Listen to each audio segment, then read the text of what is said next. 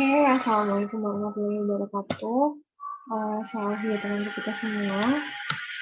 Pada kesempatan kali ini kita memasuki materi minggu kelima mengenai analisis transaksi. Di minggu-minggu sebelumnya kita sudah membahas mengenai persamaan dasar akuntansi, di mana aset sama dengan liabilitas ditambah dengan ekuitas, dan jumlah antara aset dengan jumlah liabilitas ditambah dengan ekuitas itu akan selalu sama, balance.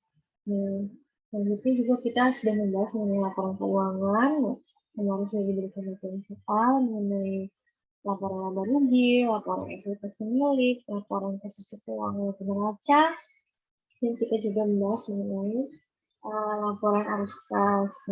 Pada minggu ini kita akan melanjutkan materi kita pada analisis transaksi, di mana kita akan menggunakan akun untuk pencatatan transaksi kita.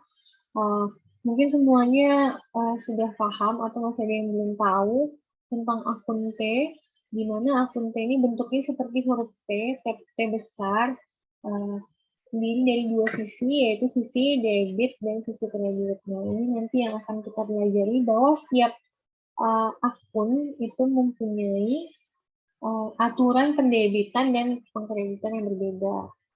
Nantinya setelah mempelajari mengenai akun T, kita juga akan mempelajari mengenai sistem akuntansi ayat jurnal berpasangan yang mengharuskan bahwa pencatatan transaksi ini dicatat dalam jurnal berpasangan. Jadi ada dua pencatatannya, satu transaksi dicatat dalam dua ayat.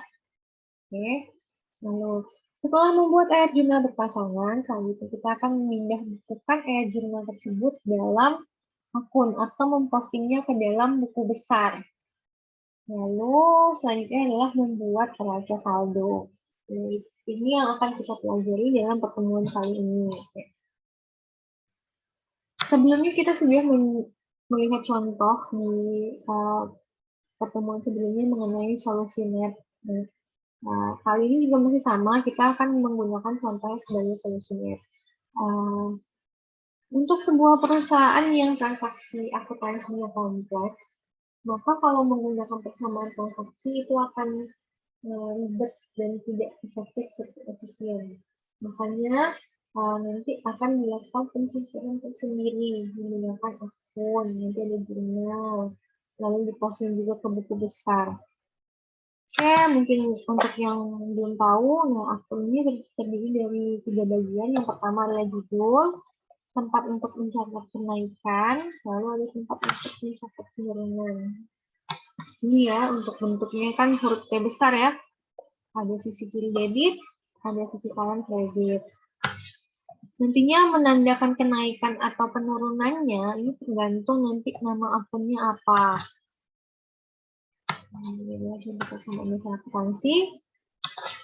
Jadi terdapat aturan dalam mencatat transaksi dalam akun. Kita bisa membedakannya ini menjadi berapa item? Ada 5. Oke, ada aset. Aset kalau mengalami kenaikan itu di sebelah debit. Begitu juga dengan beban. Kalau beban mengalami kenaikan itu di sebelah debit. Kalau bebannya bertambah maka naiknya itu di sisi debit ya. Oke, untuk liabilitas, ekuitas, dan pendapatan ini berbanding terbalik dengan aset dan beban. Jadi kalau misalnya hutang nambah, maka akan kita catatkan ketika hutang perusahaan bertambah, itu akan kita catatkan di sisi kreditnya. Pertambahan hutang perusahaan akan kita catatkan di sisi kredit. Nah, begitu juga dengan penambahan modal perusahaan akan kita catatkan di sisi kredit. Penambahan pendapatan akan kita catatkan di sisi kredit juga. Kenapa demikian? Nah, seperti yang kita lihat di sini. Nah, kalau misalnya pendapatan perusahaan bertambah, misalnya perusahaan menerima pendapatan secara tunai, di mana tuh pencatatannya? Nah, maka pencatatannya adalah kas terhadap pendapatan. Jika perusahaan menerima pendapatan secara tunai, maka otomatis kita catatkan kasnya bertambah, pendapatannya bertambah. Kas bertambah itu aset, berarti penambahannya di sisi debit. Nah, pendapatan bertambah itu pendapatannya di sisi kredit yang bertambah. Nah, itu kalau kita ibaratkan dengan transaksinya adalah penambahan pendapatan jasa secara tunai.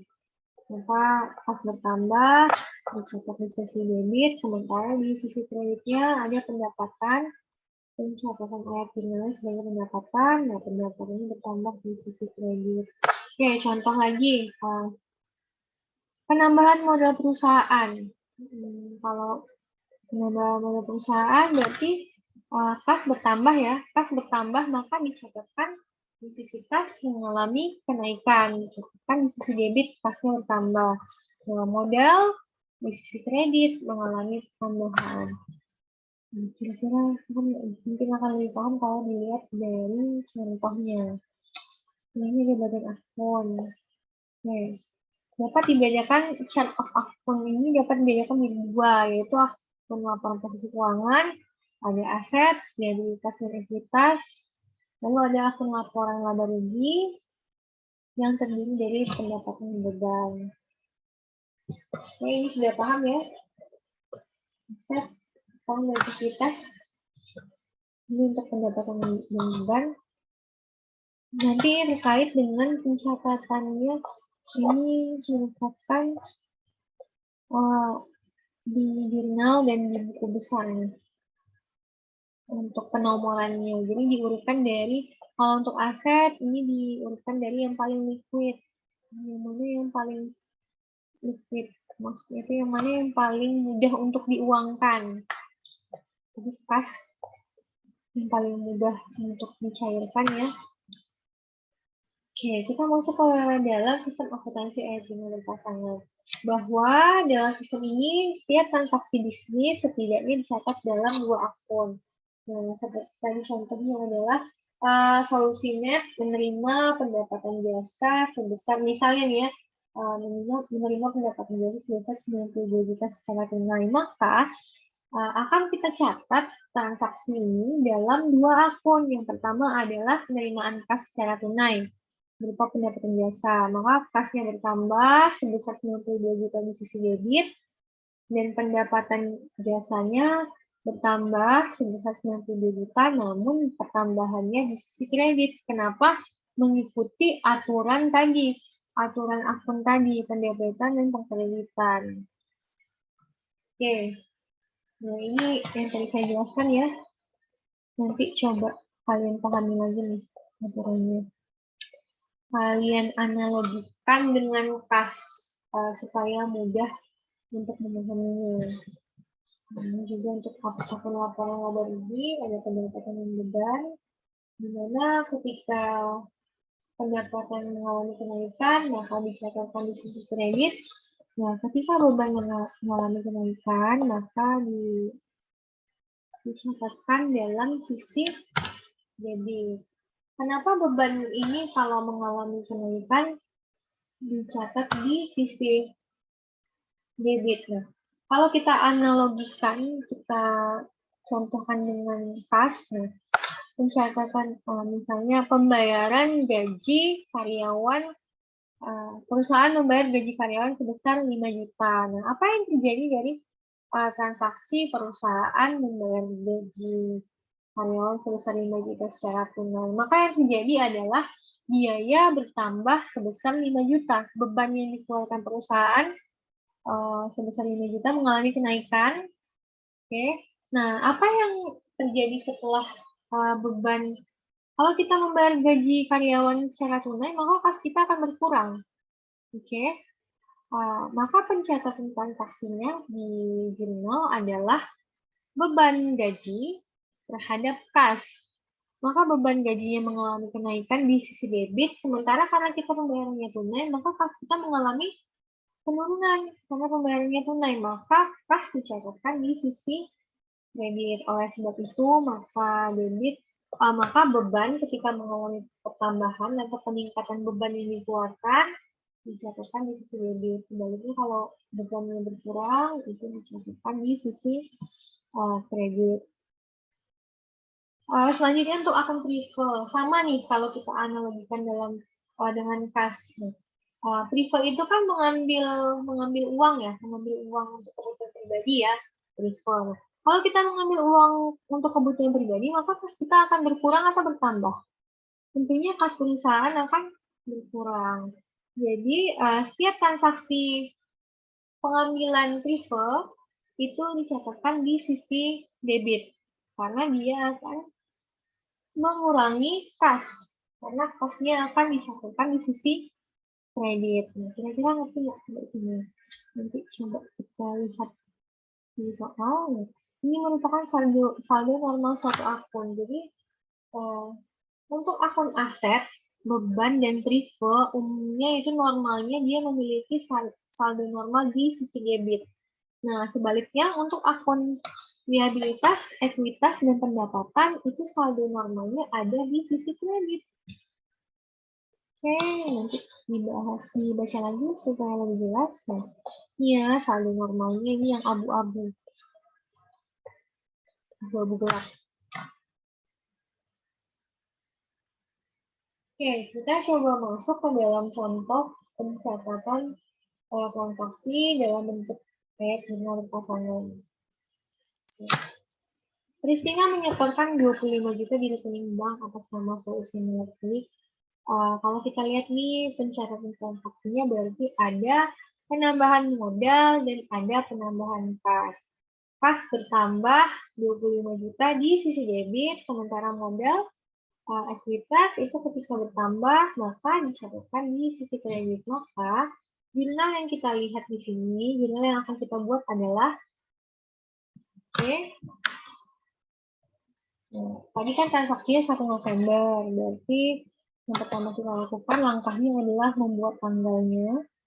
November 2015, tanggalnya tanggal 1. Nah, apa catatan transaksinya? Pertama adalah kas di sisi debit. Kita catatkan dulu transaksi yang debit. Oke, di sini yang di debit adalah yang mengalami kenaikan adalah kas di sisi debit. Nah, kita catatkan kas transaksinya.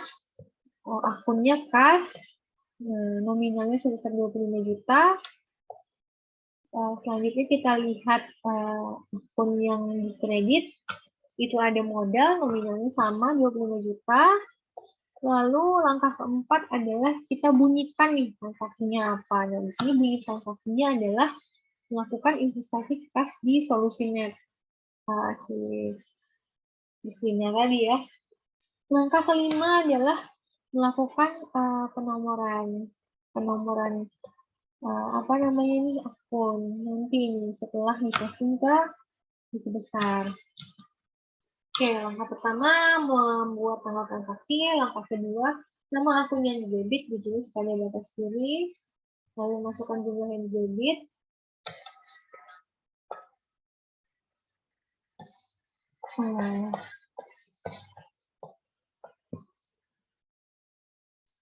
Oke.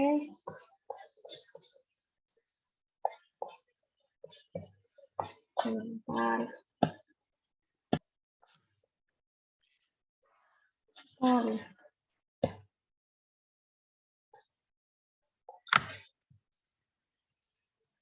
Oke. Ini ya. Silakan kalian baca. Yang jelas langkah yang kedua adalah yang di debit dulu. Yang di sisi debit yang kita catat, baru kita catat yang sisi kredit, lalu masukkan kegiatan transaksinya apa, lalu referensi posting akan kita lakukan ketika ayat jurnal dipindah ke buku besar. Ini untuk istilah transaksinya. Menerima kas untuk jasa yang diberikan, berarti kas terhadap pendapatan, jasa diberikan secara kredit, piutang usaha terhadap pendapatan. Menerima kas dari piutang, kas terhadap piutang usaha. Oke, selanjutnya ada transaksi Solusinet, membeli tanah seharga 20 juta secara tunai. Oke, pembelian tanah secara tunai. Apa nih artinya? Berarti tanahnya bertambah, kasnya berkurang. Iya enggak? Tanah terhadap kas ya. Oke. Saya rasa paham sampai sini. Selanjutnya perlengkapan secara kredit. kredit, perlengkapannya bertambah, terus utang usaha yang nambah ya. Tadi utang usaha kalau mengalami peningkatan berarti di sisi kredit ya. Oke, berarti perlengkapan terhadap utang usaha. Oke, lanjut. Menerima honor sebesar 7.500.000 dari pelanggan atas jasa yang diberikan. Oke, apa nih kira-kira? Kas terhadap pendapatan jasa. Kas yang mengalami penambahan di sisi debit. Nah, pendapatan jasa tadi kita lihat aturan akun tadi. Nah, pendapatan itu kalau bertambah dia di sisi kredit. Beban. Oke. Beban ini sifatnya adalah ini kan dibayarnya tunai nih. Beban berarti mengurangi kas. Nah, berarti ketika beban mengalami peningkatan, ini kan bebannya bertambah nih, banyak nih. Berarti dia di sisi debit. Pencatatan ayat dengannya beban terhadap kas. Oke. Kreditur, utang usaha. Utang ini mengurangi kas ya, berarti utang usahanya di sisi debit, kasnya di sisi kredit. Karena utang usaha sifatnya adalah mengurangi kredit. Utang usahanya, maksud saya utang usaha ini di sini adalah sifatnya adalah dia berkurang karena dia membayar. Maka dia dicatatkan di sisi debit, sementara kas karena ketika kita membayar hutang maka kas kita mengalami penurunan, maka dicatatkan di sisi kredit. Oke, perlengkapan yang masih tersisa sejumlah 550.000. Tadi perlengkapan itu ada 1.350.000. Ternyata di tanggal 30 November, tanggal 30 November sisanya 550. Berarti beban perlengkapannya dia berapa nih? 800.000 ya. Oke, pencatatan transaksinya adalah beban perlengkapan terhadap perlengkapan. Jadi perlengkapan yang habis dipakai itu sebesar 800.000 itu merupakan beban. Bebannya bertambah, perlengkapannya berkurang. Oke. Benar ya. Lanjut. Menarik uang tunai dari solusinya untuk prefernya bertambah, berarti di sisi debit prefer, lalu kas berkurang karena melakukan penarikan uang tunai, maka kas di sisi kredit prefer terhadap kas. Kira-kira ngerti nggak sampai sini? Saya rasa pasti ngerti lah ya. Oke. Ini ada tambahan dari transaksi sebelumnya, membayar premi sebesar 2.400.000 untuk polis asuransi. Nah, ini merupakan pencatatannya adalah asuransi dibayar di muka terhadap kas. Oke. Jadi, karena sifatnya dibayar di muka, asuransi ini kita catatkan sebagai aset, karena kan dia belum kita nikmati ya, kecuali nanti dia sudah jatuh tempo, maka ini merupakan beban. Nah, biasa kan kalau asuransi kan dia jatuh temponya ada yang setahun, ada yang 2 tahun. Nah, selama setahun ke depan, misalnya saya bayar asuransi nih untuk setahun ke depan. Selama setahun ke depan kan ini saya ditanggung nih oleh asuransi. Maka itu masuk dalam aset. Nah, nanti akan dikategorikan sebagai beban jika ternyata sudah jatuh tempo di bulan depan. Maka itu akan diakui sebagai beban. Kalau saya bayar sekarang untuk setahun ke depan, itu sifatnya masih aset. Pencatatannya asuransi dibayar di muka terhadap kas. Judul transaksinya membayar premi untuk polis asuransi selama 1 tahun. Oke, ini merupakan contohnya ya.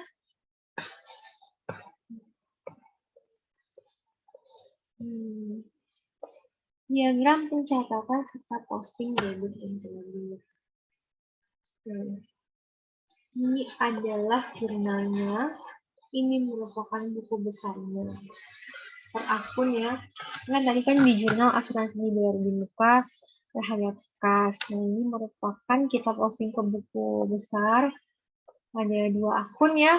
Ada akun asuransi dibayar di muka dan ada akun kas. Nanti disinilah kita buat ref postingnya di sini.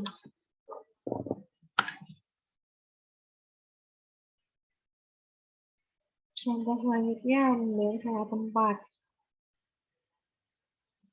Oke, beban sewa terhadap kas. Oke. Saya rasa sudah paham lah ya nih untuk pencatatannya. Membeli peralatan kantor secara kredit. Kalau kredit berarti, kalau pembelian secara kredit berarti hutangnya bertambah ya. Berarti peralatannya bertambah, hutangnya bertambah. Jadi peralatan bertambah itu peralatan kan termasuk aset, maka kita catatkan penambahan peralatan di sisi debit. Di sisi debit bertambah sebesar 1.800.000. Nah, belinya ini kredit, berarti utang usaha kita nambah. Nah, balik lagi ke aturan debit dan kredit akun tadi, hutang usaha kalau bertambah itu berarti dicatatkan di sisi kredit. Jadi pencatatan jurnalnya adalah peralatan terhadap utang usaha. Oke. Saya rasa cukup bisa dipahami.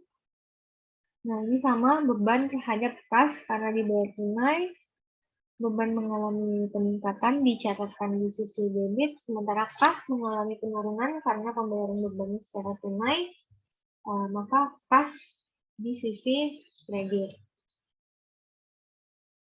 Oke, sama pembayaran hutang. Pembayaran hutang berarti mengurangi kas dan mengurangi utang usaha. Berarti utang usahanya di sisi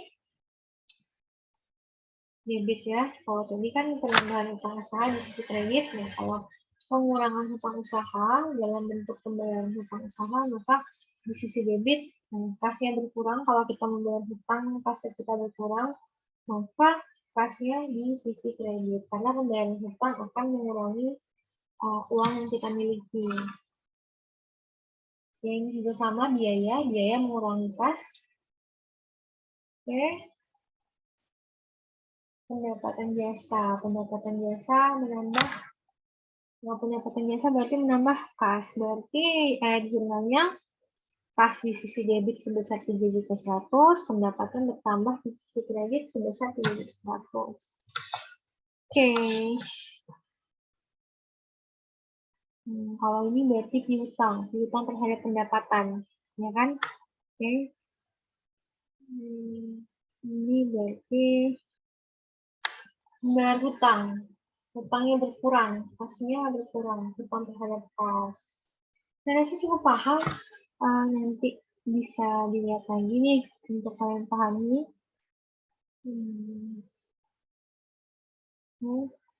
Karena ini contoh soalnya juga simpel. Ini biaya terhadap kas, beban terhadap kas, beban debit, kasnya di sisi kredit. Jadi nanti hasil akhirnya ini adalah akan selalu balance. Kalau misalnya nggak balance, berarti yang salah.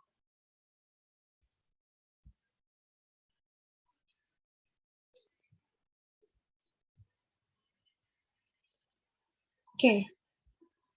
Dari keseluruhan pencatatan ayat jurnal berpasangan tadi, maka hasil akhirnya adalah ini ya, ini sudah dibuat dalam buku besar per akun. Bisa kita lihat. Nah, ini nanti ada saldo. Nah, saldo normalnya nanti lihat ketentuannya. Nah, saldo normal akun kas itu debit. Saldo normal akun kita usaha di debit. Ya, ini semua debit ya. Karena ini aset. Tanah juga aset. Kita coba ke liabilitas. Liabilitas ini utang usaha. Nah, saldo normalnya itu adalah di sisi kredit. Begitu juga dengan pendapatan biasa. di sisi kredit ya. Saldo ini didapatkan dari apa namanya ini kan? Penjumlahan antara debit lalu dikurangi dengan kredit. Oke.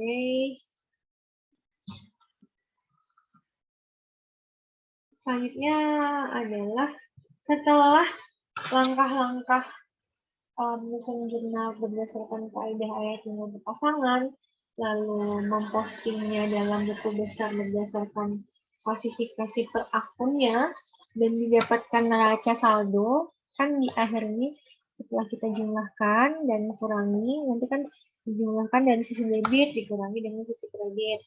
Nah, setelah didapatkan, maka kita akan mendapatkan hasil akhirnya berupa neraca saldo yang ada di sini nih. Ini merupakan neraca saldo. Selanjutnya, neraca saldo ini digunakan untuk mendeteksi kesalahan pada posisi debit dan kredit yang digunakan dalam buku besar. Nah, kita berpatokan lagi ke dalam aturan dari saldo normal suatu akun tadi. Nah, jadi saldo ini dikatakan tidak normal apabila misalnya kas akun asetnya. Ternyata pas kita memiliki saldo normalnya itu di sisi kredit. Nah, itu bisa jadi ada kesalahan. Oke. Akuntansi sistem jurnal berpasangan mewajibkan kesamaan jumlah debit dan kredit. Gunanya neraca saldo adalah mengecek kesamaan jumlah debit dan kredit tadi. Tahapan yang pertama kali dilakukan dalam membuat neraca saldo yaitu dengan cara, oke, bisa lihat nih, step pertama. Tulis nama perusahaan diikuti dengan judul, laporan neraca saldo, dan tanggal penyuapan neraca saldo. Step kedua, menulis akun dari buku besar dan masukkan saldo debit dan kredit ke dalam kolom debit atau kredit neraca saldo. Step ketiga, menjumlahkan kolom debit dan kredit neraca saldo. Lalu yang terakhir adalah memeriksa jumlah kolom debit harus sama dengan kolom kredit. Oke. Ini adalah saldo akhirnya ya. Jadi neraca saldo ini adalah yang dicatatkan sebagai saldo adalah hasil dari ini tadi, buku besar tadi ya, saldo yang dicatatkan. Coba kita cek lagi. Di sini kas nilai saldo debitnya adalah 2.065 ya, 2065. Oke, di sini sama ya, 2.065.000. Begitu juga coba kita cek ke piutang usaha. Oke, mana nih saldo piutang usaha? 2220, perlengkapan 2 juta. Sama ya dengan saldo akhirnya. Jadi ini yang dicatatkan dalam neraca saldo. Nah, di sini judulnya adalah neraca saldo yang belum disesuaikan. Pada akhirnya, masing-masing akun yang mempunyai saldo debit dan masing-masing akan dijumlahkan, ditotalkan. Dan sebegitu juga dengan akun yang memiliki saldo kredit akan dijumlahkan, ditotalkan. Nah, hasil dari penjumlahan saldo debit dan hasil dari penjumlahan saldo kredit itu akan selalu sama atau balance. Nah, di sini jika terdapat selisih sebesar 10, 100, atau 1000 antara total debit dan kredit, maka berasal dari kesalahan penjumlahan. Namun jika terdapat kesalahan, maka dapat kita jumlahkan kembali dengan cara menghitung ulang saldo semua akun. Jika selisih dapat dibagi dua, maka kesalahan bisa terjadi karena debit diposting sebagai kredit atau kredit diposting sebagai debit. Oke, jika selisih dapat dibagi 9, maka telusuri kembali saldo akun ke buku besar untuk mengetahui kesalahan penjualan saldo dari buku besar. Dua jenis kesalahan yang biasa ditemukan dikenal sebagai transposisi dan selisih. Transposisi terjadi saat urutan angka terbalik menjadi salah. Seperti menulis 542.000 sebagai 452 atau menulis 524.000 sebagai atau menulis 542.000 sebagai 524.000. Oke, ini merupakan kesalahan yang mungkin terjadi dalam membuat neraca saldo. Oke. Nantinya akan ada jurnal koreksi juga. Oke. Ini ya. Mhm. Oke, saya rasa itu saja. Nah, nanti untuk lebih memudahkan untuk memahami, akan diberikan latihan soal supaya bisa dikerjakan ya. Kerjakan, nantinya setiap latihan soal ini akan saya masukkan dalam nilai individu. Mungkin karena kita pengantar akuntansi, walaupun di sini penyampaiannya dilakukan secara online, saya harap agar bisa dipahami. Jika ada yang nggak paham, kalian kan punya buku. Mungkin kalau rasanya penjelasan saya terlalu sulit untuk dipahami, nah bisa dilihat di buku atau bisa ditanyakan kepada temannya. Kalian bisa diskusi, bisa bikin small group untuk saling, bukan saling mencontek, tapi untuk saling memahami. Karena nanti ketika kita UTS atau UAS, itu sifatnya adalah langsung ya, on the spot, langsung di kelas. Jadi saya harap supaya paham. Oke, hmm, bisa dicari juga berbagai referensi lain yang kira-kira mungkin kalau pemahaman penjelasan dari saya itu dapat dipahami, mungkin bisa kalian cari dari berbagai referensi lain. Demikianlah untuk penjelasan hari ini, lebih dan kurangnya saya ucapkan terima kasih. Mohon maaf apabila terkesan terburu-buru. Wabillahi taufiq wal hidayah. Wassalamualaikum warahmatullahi wabarakatuh.